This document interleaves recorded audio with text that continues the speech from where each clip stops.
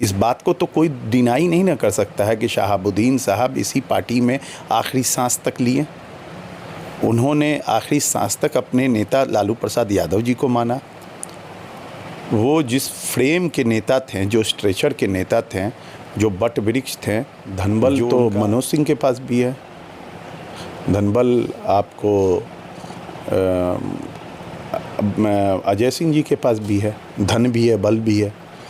और धनबल आपको आप जाइए तो क्या नाम है उनका, दरौंदा विधायक जी के पास भी, रणजीत सिंह व्यास के पास। तो आप वहाँ पे सवाल हमारे पास कम करने का क्या है, बात समझ रहे हैं। तो ओसामा चुनाव लड़ेंगे। लोकसभा का जब इलेक्शन हुआ तो उस वक्त साहब परिवार जो था वो आरजेडी में नहीं था, और अभी जो है कि विधानसभा जब इलेक्शन आया तो साहब परिवार को आरजेडी में लाया गया, या आरजेडी में साहब परिवार आए हैं। तो मतलब ये क्या खान को टिकट दी जाती है एक प्रखंड अध्यक्ष को, जब परमेश्वर राम को दरौंदा से टिकट दी जाती है, ठीक है, जब आपको मुबीन साहब को टिकट दी जाती है बड़हरिया से, तो आप ये सवाल नहीं करते हैं। तब तो ये धनबल नहीं। और आज हमसे एकदम से सवाल पूछना, क्योंकि ये सिर्फ गलत नरेशंस क्रिएट किया जाता है। पिछले 17 महीनों में ये देख लीजिए, आपके से 17 महीनों में एसपी साहब से 7 बार मिल चुका है। ये देखिए 7 बार मिल चुका है। और ये 2 बार आपको एसडीपीओ से मिल चुका है, सिवान एसडीपीओ, सदर एसडीपीओ।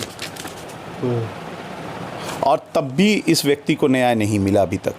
ठीक है, आप अपने सिवान एसपी को फ़ोन कर लीजिए, उठा लेते हैं फ़ोन। अब्बास से मैं करीब रहा हूँ, लेकिन दोस्त मेरे नहीं हैं। लेकिन मैं ये भी नहीं बोल रहा मैं करीबी नहीं हूँ, और मैं उनसे बहुत मुतासिर हूँ। बहादुर इंसान है, बहादुर बाप का बहादुर बेटा है, नेशनल शूटर हैं, इंडिया को रिप्रेजेंट किया है, इंडिया का कैप्टन रहा शूटिंग रेंज पे।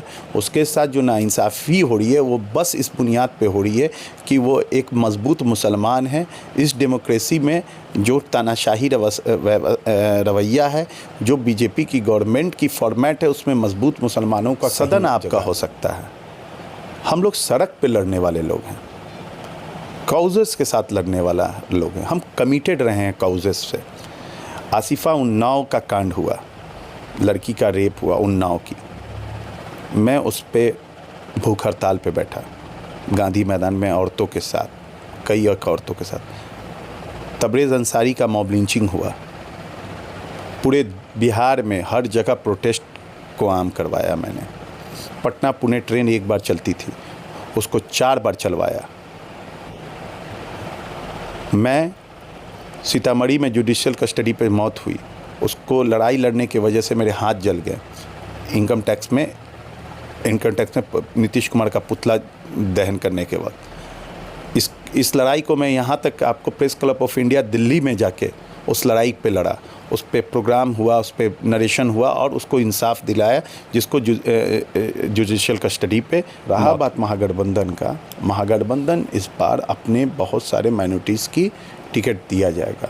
इसमें कहीं से भी नहीं है कि हम उनके हक़ को, मुसलमानों के हक़ को तहफ़्फ़ुज़ करने वाले लोग हैं, उनके हक़ अदूली नहीं करेंगे और उनके हक़ को पूरी तरीक़े से देने का काम करेंगे इंशाअल्लाह। बिहार टॉक न्यूज़ आप देख रहे हैं, मैं हूं मोहम्मद सिराज। अभी हमारे साथ मौजूद हैं आरजेडी के एक बड़े चेहरा, बड़े नेता, राजद के राष्ट्रीय महासचिव मेहताब आलम। आइए मेहताब आलम से जुड़ते हैं और इनसे कुछ राजनीतिक तौर पे बात करते हैं। बहुत स्वागत है मेहताब जी आपका। बहुत बहुत शुक्रिया आपका भी और आपके श्रोतागणों का। जिस तरह से बिहार में विधानसभा चुनाव काफ़ी नज़दीक आ चुका है और सभी पार्टियां अपने अपने स्तर से ग्राउंड पर उतर चुकी है, आइए मेहताब आलम से जानते हैं कि इनकी पार्टी की क्या तैयारी है। मेरी पार्टी की तैयारी सुनवाई, कार्रवाई, दवाई, सिंचाई वाली सरकार चाहिए। ऐसी सरकार चाहिए जो जन सरोकार के मुद्दे पे रहे, जो मार्जिनलाइज सेक्शन का जो हक़ है उसका तहफ़्फ़ुज़ कर सके, न्याय दिला सके, इक्वालिटी पे बिलीव करे और बंधुत्व को कायम कर सके, मिला जुला के एक प्रोग्रेसिव सरकार बना सके। इस बात को लेके हमारे नेता आदरणीय तेजस्वी प्रसाद यादव जी लोगों और आम आवाम के बीच में जा रहे हैं और बातें रख रहे हैं। हम पिछली बार भी हम मात्र 12,000 वोट की वजह से हम सरकार में नहीं बना पाए थे और उसमें भी कई चोरियां आपको जिलाधिकारियों और एसपी, डीएसपी, डीएम के अपने तंत्र को इस्तेमाल करके नीतीश कुमार ने तंत्र को इस्तेमाल किया था और हमको 12,000 से पीछे ढकेला था, जिसके कारण हम सरकार में नहीं आए थे। लेकिन लोगों के बीच में हमारा एडमायरेशन, हमारे नेता का जो एडमायरेशन है, जो लोगों को मेरे नेता के प्रति लोग का प्यार अफेक्शन है, आप किसी को बिहार में वैसी मोहब्बत, वैसा इकबाल किसी नेता को नहीं मिला है। आप देख लेंगे, पता कर लीजिए। महताब जी, प्रशांत किशोर भी काफ़ी ज़ोर शोर से उतर चुके हैं बिहार में, और वो जहाँ तक देखा जा रहा है कि मुस्लिम युवा चेहरा पे ज़्यादा फोकस कर रहे हैं। क्या खेल बिगाड़ सकते हैं? देखिए, मामला ये है कि उनके पास वोट किसी तबके का नहीं है, किसी तबके के वोट उनके पास नहीं है। तो वो कोशिश में लगे हैं कि माइनॉरिटीज़ के कुछ युवा लड़के या कोई भी लोगों को अपने तरफ अट्रैक्ट करें और मुसलमानों का वोट बहुत आसानी से ले सकें और कोशिश कर सकें। तो वो आपको कोशिश कर रहे हैं, लेकिन ऐसा कुछ नहीं है। उनके प्रति लोगों का आकर्षण जो था, जो प्रशांत किशोर के प्रति जो आकर्षण था, वो फेड अप हो चुका है। बीपीएससी के मुद्दे पे लोग उनका रवैया, तानाशाह, एरिस्टोक्रेसी देख चुके हैं। फिर वही आप आगे आ जाइए, जब उन्होंने गांधी मैदान में कॉल दिया था और बोला था गांधी मैदान जिस तरह से भर देने का उन्होंने वादा किया था, लोग कितने आए थे वो सारे लोग जान रहे हैं। तो लोगों, और फिर जो उपचुनाव हुआ, उनका वोट परसेंटेज और वोट्स को देख के वो समझ में आ गया है कि ये सिर्फ़ और सिर्फ महागठबंधन के प्रत्याशियों को हराने के लिए ही काम कर रहे हैं और कोशिश कर रहे हैं। तो लोगों का उनके प्रति जो आकर्षण था, फेडअप हो चुका है, फेड हो रहा है लगातार। और उम्मीद करता हूं कि बहुत जल्दी ये जो मौजूदा जो चुनाव होने वाले हैं, उसमें उनका आकर्षण बिल्कुल पूरी तरीके से ख़त्म हो जाएगा। सबसे ज़्यादा तो बिहार में राजनीति होता है कि महागठबंधन की तरफ से मुस्लिम प्रत्याशियों को टिकट नहीं दिया जाता है। इस बार कुछ उलटफेर होगा? सबसे ज़्यादा ये सवाल आपको सिराज साहब करना चाहिए कि देश नहीं, पूरी दुनिया की सबसे बड़ी पार्टी भाजपा, वो कितने प्रतिशत मुसलमानों को टिकट देती है? एक भी नहीं।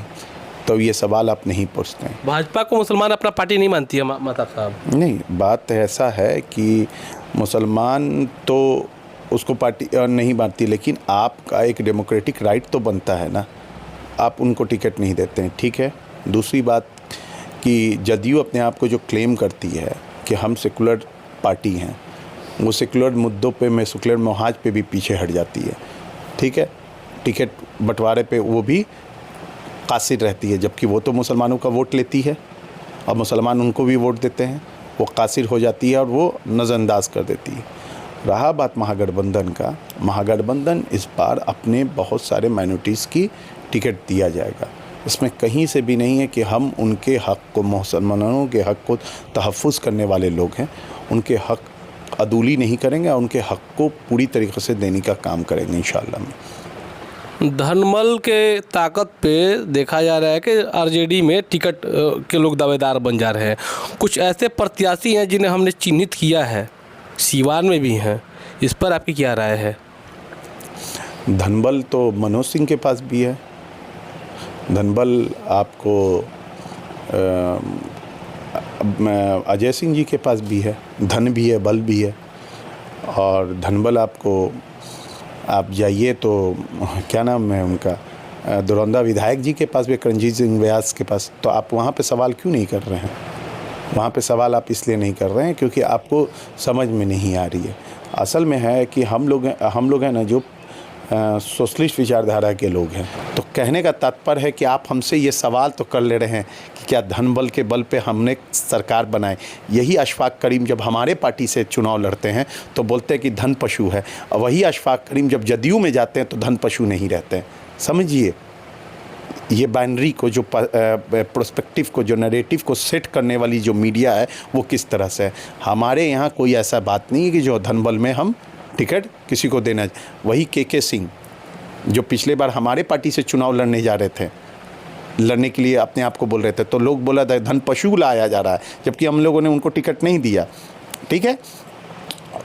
अब क्लेम किया जा रहा है प्रशांत किशोर की पार्टी में हैं और प्रशांत किशोर के बगल में बैठे हुए हैं, तब प्रशांत किशोर से ये क्लेम नहीं किया जा रहा है कि आप वो धनबल की बातें उनसे नहीं की जा रही है। बस मैं बाइनरी को समझाने की कोशिश कर रहा हूँ।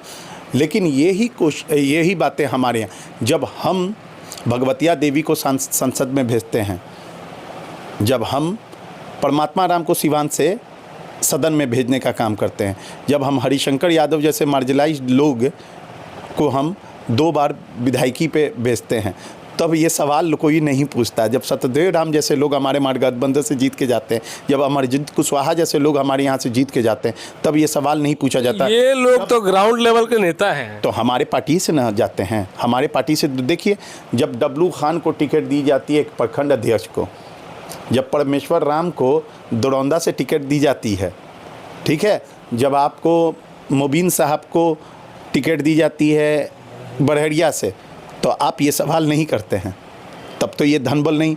और आज हमसे एकदम से सवाल पूछना, क्योंकि ये सिर्फ गलत नरेशंस क्रिएट किया जाता है हमको डिफेम डीमीन करने के लिए बहुत, क्योंकि आज जो मीडिया हाउसेस हैं वो कंट्रोल में पूंजीपतियों के हैं, और पूंजीपति कंट्रोल में है सरकार के, क्योंकि उनका तो इस तरह की बातों को नरेशन को इस्टेब्लिश किया। मैंने आपको कई एक एग्जांपल दे दिया, अब आप और आपके श्रोतागण समझ सकते हैं। अच्छा, सुनने में आ रहा है कि वो श्यामा साहब चुनाव लड़ेंगे रघुनाथपुर विधानसभा से, इसका खुलासा मैडम ने भी बोला था कि हो सके तो श्यामा लड़ेंगे चुनाव रघुनाथपुर विधानसभा से, इसके बारे में कुछ आपको जानकारी होगा? देखिए, मैडम का ये डिप्लोमेटिक आंसर हो सके तो भाई, आपका परिवार लड़ाका परिवार रहा है, पॉलिटिकल परिवार रहा है, आपकी पॉलिटिक्स खेती है, आप पॉलिटिक्स करेंगी, आपको पॉलिटिक्स करना है, तो भाई क्लियर बात है, आप लोकसभा लड़ रही हैं, आपके साहबजादे विधानसभा लड़ेंगे, ख़त्म बात। तो इसमें बोलने की क्या बात है? एकदम वो सिवान के सबसे लोकप्रिय युवा नेता हैं, एकदम उनको चुनाव लड़ना है, वो लड़ रहे हैं रघुनाथपुर से, पार्टी तो उनको लड़ाने चाह रही है, वो लड़ेंगे ही, इसमें कोई दो मत नहीं है। अब कि इस तरह का डिप्लोमेटिक आंसर हमसे तो उम्मीद मत कीजिएगा, जो बोलेंगे साफ साफ बोलेंगे, एकदम साफ गोई से बोलेंगे। आप मुझे पसंद करें ना पसंद करें, ये मेरा मौजू नहीं है, मेरा मौजू है हक बातें आपकी तक रहे। वो लड़ रहे हैं चुनाव, अब वो ना लड़ेंगे, वो चुनाव ना लड़ेंगे तो क्या करेंगे ये पहले बताइए ना। हम अगर राजनीति नहीं करेंगे, हम political animal, I am political animal. If I will not fight election, if I will not do anything for in politics, तो व्हाट विल आई डू? हम क्या करेंगे? हमारे पास कम करने का क्या है? बात समझ रहे हैं? तो समाज चुनाव लड़ेंगे।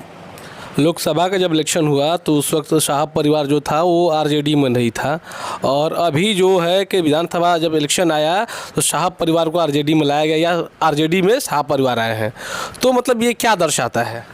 देखिए, आप सवाल क्या करना चाह रहे हैं ये पहले क्लियर दर्शाना। तो बात ऐसी है कि पार्टी के वो अभिन्न अंग थे,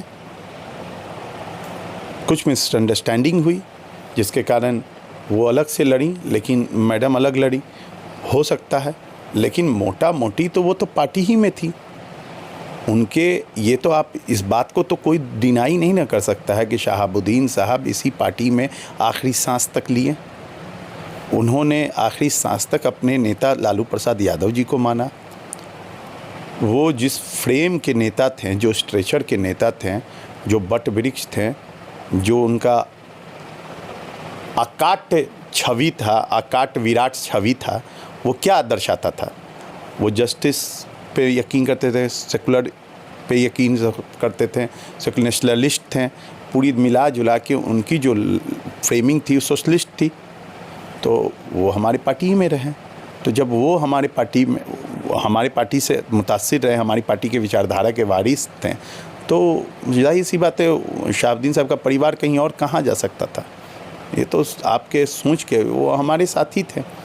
अब दर्शाना क्या है? पार्टी को मजबूती मिली है। बिहार में लॉ एंड ऑर्डर पे कुछ अपना राय रखिएगा। बिहार में लॉ एंड ऑर्डर है ही क्या? जिस नीतीश कुमार अपने आप को सुशासन की सरकार कर रहे हैं, उन्हीं सुशासन की सरकार में कई एक ऐसे नरसंहार, अभी आप ही देख लीजिए, तीन लोगों की हत्याएं हो गई बक्सर में। पट्टा के सड़कों पे चलते हुए गाड़ी पे गोली मार दी जा रही है। दलित बच्ची की 5 साल की बच्ची की रेप हो जा रहा है और उसको मार दिया जा रहा है। मुजफ्फरपुर कुढ़नी का बात है, ये हाल ही के दिनों की बात है। छपरा में मॉब लिंचिंग करके मार दिया गया, ठीक है, मार दिया गया। सिवान में कई मॉब लिंचिंग करके कुछ रोज़ पहले मार दिया गया, और ऐसे अनगिनत एग्जाम्पल है। तो लॉ एंड ऑर्डर है कहाँ? किस लॉ एंड ऑर्डर की बात कर रहे हैं? मौजूदा जो आप सिवान में हैं, बैठे हुए हैं, आप ही बताइए ना। कल ही एक हत्या हुई, आज एक युवक को गोली मार दिया गया, वो जो कि आपको सिवान रेफरल हॉस्पिटल में पहुंचा, ठीक है ना, सिवान सदर अस्पताल में पहुंचा। मेरे पास ये एक पीड़ित परिवार अभी मेरे से मिलने के लिए आया है। ये पिछले 17 महीनों में, ये देख लीजिए, आपके से 17 महीनों में एसपी साहब से 7 बार मिल चुका है। ये देखिए 7 बार मिल चुका है, और ये 2 बार आपको एसडीपीओ से मिल चुका है, सिवान एसडीपीओ, सदर एसडीपीओ। और तब भी इस व्यक्ति को न्याय नहीं मिला अभी तक, ठीक है। आप अपने सिवान एसपी को फ़ोन कर लीजिए, उठा लेते हैं फ़ोन उठा लेते हैं तो मान लेते हैं। तो आम जनता आखिर में कैसे सेफ महसूस करेगी अगर प्रशासन का रवैया ये रहेगा? तो प्रशासन का रवैया देखिए, प्रशासन को to the people, by the people and for the people होना चाहिए। वो to the government, by the government and for the government है। प्योर आप समझ लीजिए कि ये जो मामला जो ये है, ये लोग तानाशाही पे उतर चुके हैं, एरिस्टोक्रेसी पे उतर चुके हैं। इनको जगाने की ज़रूरत है। सड़क से लेकर सदन तक इन लोगों को घेरने की ज़रूरत है, और पूछने की ज़रूरत है एसपी, डीएसपी, डीएम से, सबसे पकड़ के पूछने की। योजनाओं, डीएम से पूछना है योजनाओं का क्या हुआ, किस तरह से आवंटन हो रहा है, किस तरह से वितरण हो रहा है, किस तरह से कार्य हो रहा है, इसका आप ये दें, बातें करें।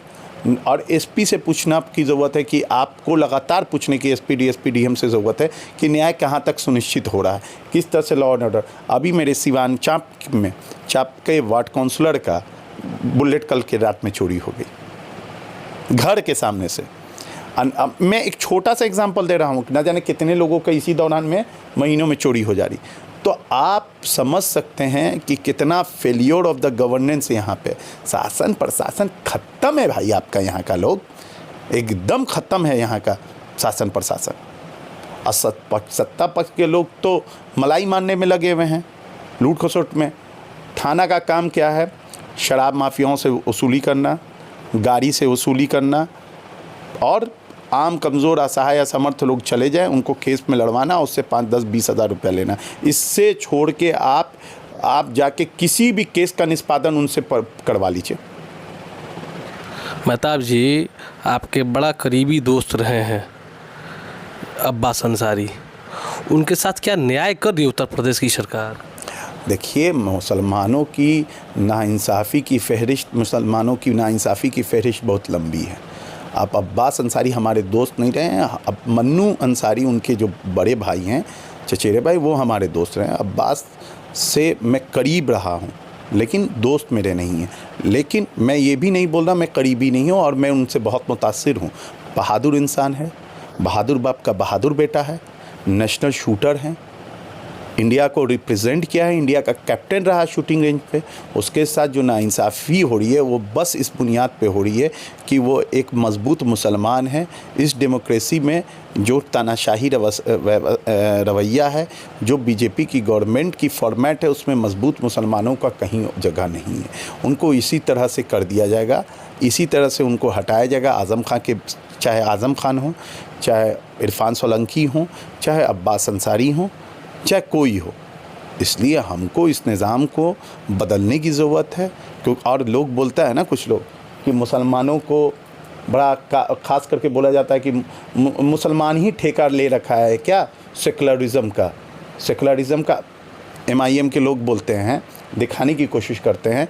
तो मैं ही बोलता हूँ कि एट्रोसिटीज़ हमारे ऊपर हो रहे हैं, हमारे नेताओं को जेल में डाला जा रहा है, हमारे नेताओं को मारा जा रहा है, हमारे नेताओं को पुलिस कस्टडी में मार दिया जा रहा है, हमारे नेताओं को जहर दे के मार दिया जा रहा है, हमारे लोगों पे एट्रोसिटीज़ हो रहा है, हमारे लोगों को मॉब लिंचिंग घेर के मारा जा, हमारे लोगों पे आए दिन सवाल पूछा जा रहा है, हमारी मस्जिदों को तोड़ी जा रही है, हमारी ईदगाहों को छीनी जा रही है, हमारे कब्रिस्तानों को छीना जा रहा है। तो लड़ाई तो हमारी ही लड़नी होगी, कुर्बानी तो हमको ही देना होगा, हमको ही आगे आना होगा।